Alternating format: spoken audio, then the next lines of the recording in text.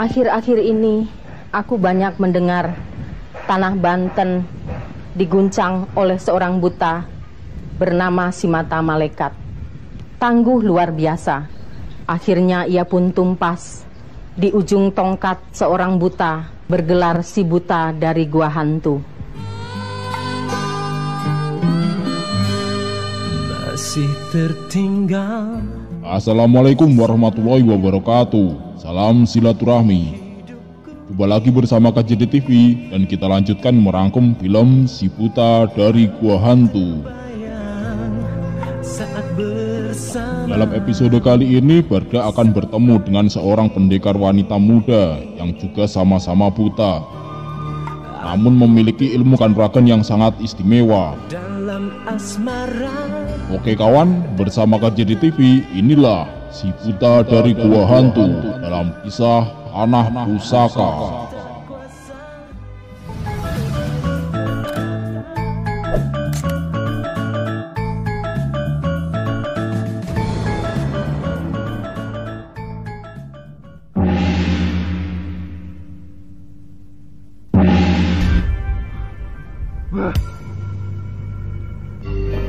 Scene diawali dengan diperlihatkan sebuah pertarungan antara dua pendekar yang mewakili dua keluarga untuk memperebutkan sebidang tanah warisan yang mereka sebut Tanah Pusaka. Jangan takut-takut. Ya. Pemuda ini bernama Gandhi yang mewakili keluarganya untuk bertarung melawan pendekar sewaan dari Raden Darto. Dan diselesaikan melalui adu Dan tanding. ini Raden Darto yang duduk di samping menir Belanda. Dan memang film Si Buta ini memang berlatar belakang di masa penjajahan Belanda. Dengan disaksikan oleh pejabat resmi dari pihak pemerintah Hindia Belanda, pertandingan silat antara Sugandi, ahli waris dari Raden Mandra melawan Raden Mas Dartomulyo ini dimulai. Siapa yang menang? Dialah yang berhak.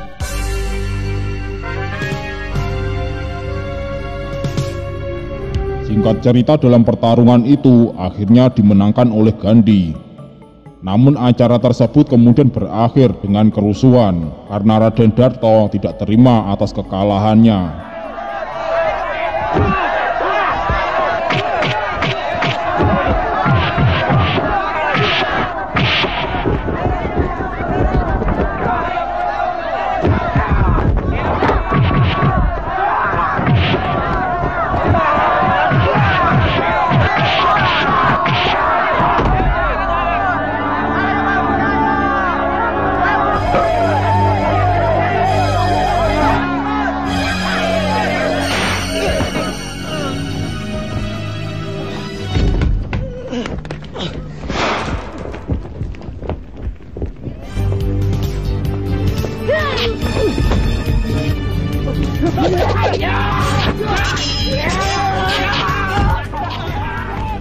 Ini adalah Ira, pendekar wanita buta yang sangat lincah dan sangat terampil dalam bermain pedang, senjata andalannya yang juga sebagai tongkat jalannya. Habisi mereka!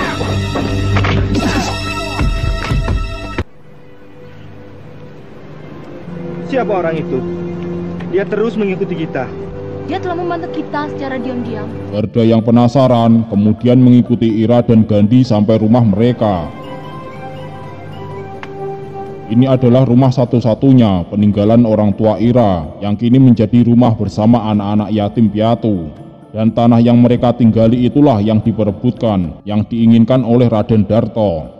Raden Darto sangat bernafsu, sangat menginginkan tanah itu karena dirinya ingin menjualnya kepada pemerintah Belanda dengan harga yang tinggi. Kau melihat begitu banyak anak-anak.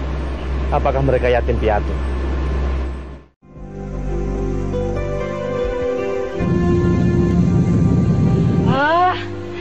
Ada tamu. Kak Barda untuk sementara, biarlah menginap di sini. Mari, silakan masuk.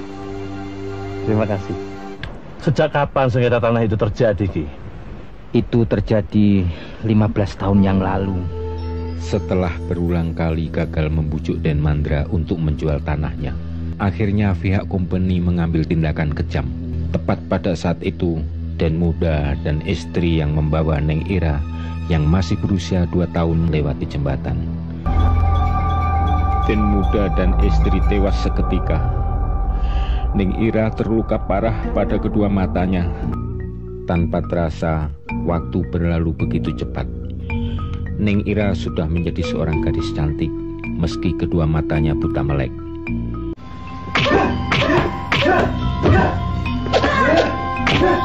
Ira, Gandhi, sini. Kalian sudah pada besar sekarang. Sebelum seluruh tanah pusaka ini jatuh ke tangan mereka, para kurcaci itu tidak akan berhenti. Sebagai ahli waris, kalian harus mempertahankannya. Sebenarnya tanah itu adalah tanah asli milik keluarga Ira. Namun Raden Darto merasa masih punya hak atas tanah itu melalui orang tuanya dulu. Maaf Den Mas, aku tidak akan melepaskan sejengkal pun tanah pusaka ini. Tapi Kang Mas perlu tahu, di atas tanah ini ayahku punya andil. Beberapa belas tahun yang lalu, tanah milik orang tua dari Mas Darto sudah kubeli dengan tunai. Kalau begitu, kita tidak perlu lagi bicara panjang lebar. Raden Darto yang gagal mendapatkan tanah yang diinginkan dari kakek Ira terus berusaha untuk mendapatkan keinginannya, apapun caranya. Dan kini hanya tinggal Ira sebagai pewaris tunggal tanah pusaka itu. Karena itulah Raden Darto terus-terusan berusaha untuk membunuh Ira, namun selalu gagal.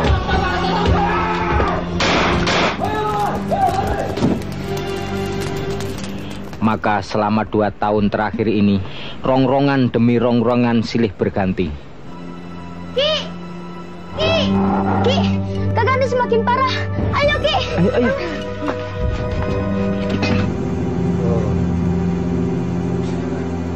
Peluru ini harus dikeluarkan. Sudah kusarankan untuk memanggil seorang tabib. Aku akan segera ke sana.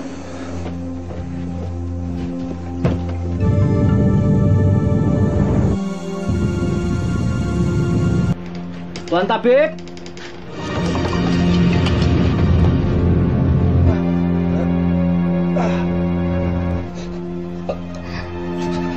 Demamnya semakin tinggi. Rasanya tak ada waktu lagi untuk menunggu tabib. Karena tabib yang dinantikan tak kunjung datang, akhirnya Bada turun tangan sendiri. Dia mengerahkan seluruh tenaga dalamnya untuk bisa mengeluarkan peluru yang masih bersarang di tubuh Gandhi.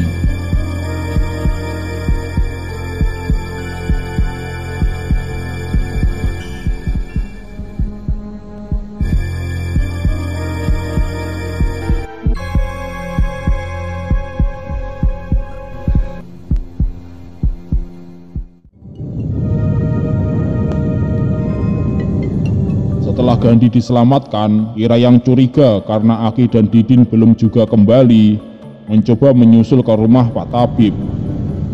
Hingga kemudian terjadi pertarungan di rumah sang tabib. Namun dengan kemampuannya, Ira dapat dengan mudah mengatasinya.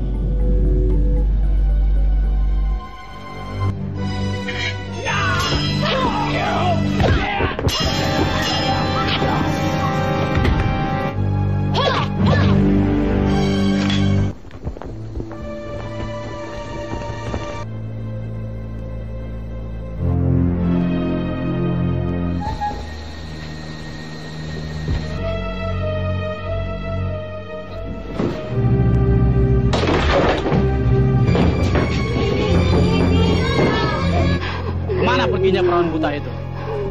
Katakan! Jangan ganggu anak-anak yang tidak berdosa ini. Aku tidak akan menyakiti anak-anak. Yang kuperlukan gadis buta itu. Dia pasti pulang kan?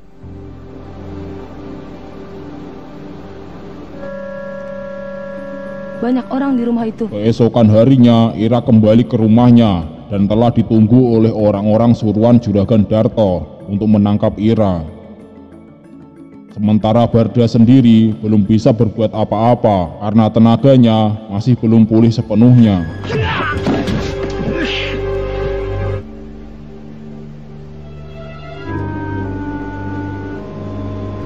Apa maumu? Membawamu ke tempat Juragan Den Mas Darto Mulyo. Baiklah, aku ikuti kemauanmu. Dengan terpaksa akhirnya Ira bersedia dibawa mereka untuk bertemu dengan Juragan Darto. Namun di tengah jalan mereka bertemu dengan seseorang yang ternyata orang itu adalah putra dari Juragan Darto yang baru saja datang dari sekolah di Belanda. Hei, tunggu! Mau dibawa kemana gadis itu? Juragan besar ingin bicara dengan dia. Itu urusan Papa Ek dan dia punya Romo.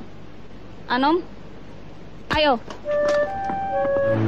Berikan tongkatnya itu. Tapi Den...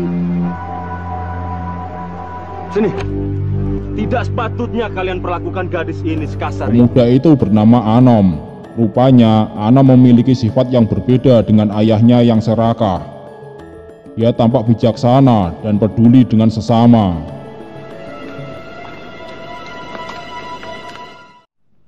Aku ini sudah terlanjur. Banyak mengeluarkan biaya. Romo cari penyakit sendiri. Nah, tapi ini semua untukmu anakku. Untuk menjaga martabat keluarga besar Darto Mulyo. Martabat dan pamor tidak pernah lahir dari puing-puing penderitaan orang lain, Romo. Anak durhaka! Val. Tuan sedang pelan-pelan menggali lubang kubur Tuan sendiri. Tekanan darah Tuan sangat tinggi. Kalau Tuan mau panjang umur, Tuan harus menekan keinginan Tuan yang berkelebihan. Tapi dokter, bagaimana keadaan Ira sekarang? Sebaiknya aku susul dia ke rumah Juragan Darto. Ya. Beberapa waktu kemudian, Barda dan Gandhi sudah mulai pulih dari kondisinya. Aku hancurkan iblis itu. Mereka mencoba menyusul Ira ke rumah Juragan Darto, yang saat ini Juragan Darto sendiri sedang sakit parah karena ambisinya sendiri.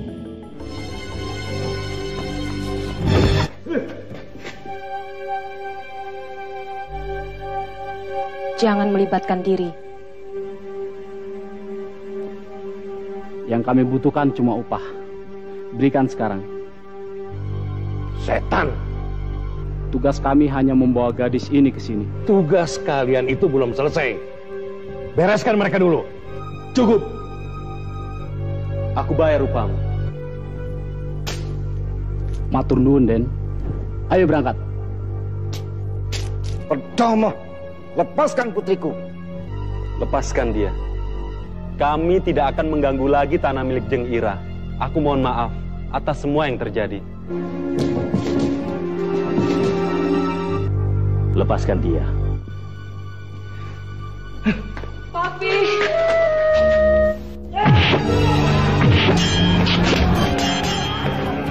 Pertarungan pun tak terhindarkan lagi di rumah Juragan Darto.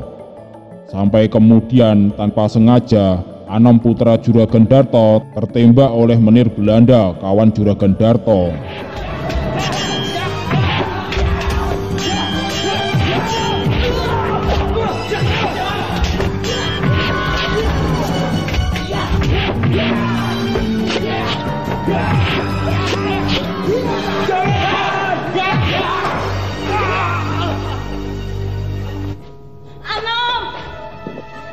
Anakku. Anom bangun, Anom. Anom bangun, Anom. Kenapa? Biadab kamu.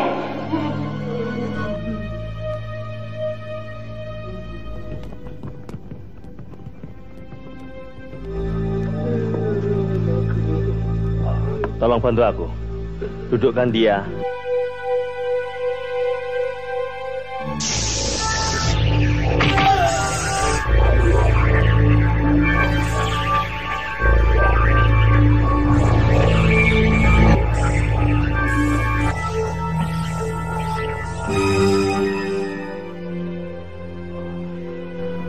Aku benar-benar menyesal atas sikapku selama ini. Atas kejadian itu, Juragan Darto akhirnya menyadari kesalahannya dan mengikhlaskan untuk tidak lagi mengusik tanah pusaka itu lagi. Sampai kemudian, hari itu juga Juragan Darto meninggal karena sakitnya sudah amat parah. Rupanya Tuhan telah membuka mata hatiku yang selama ini tertutup.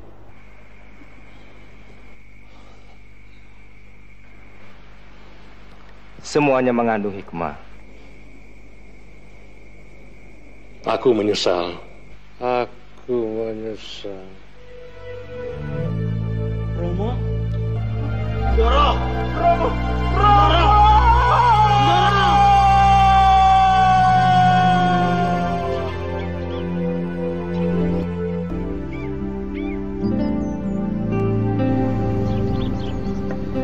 Barda Mandrawata alias si buta dari gua hantu, tapi jiwanya seperti malaikat.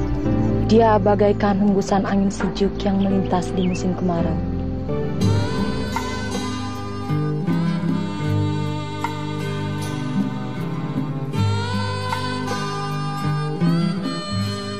Demikianlah perjalanan si buta dari gua hantu di tanah pusaka. Sampai jumpa di video selanjutnya. Terima kasih telah menonton. Wassalamualaikum warahmatullahi wabarakatuh. Salam silaturahmi. Aku terjatuh dalam asmara dan ku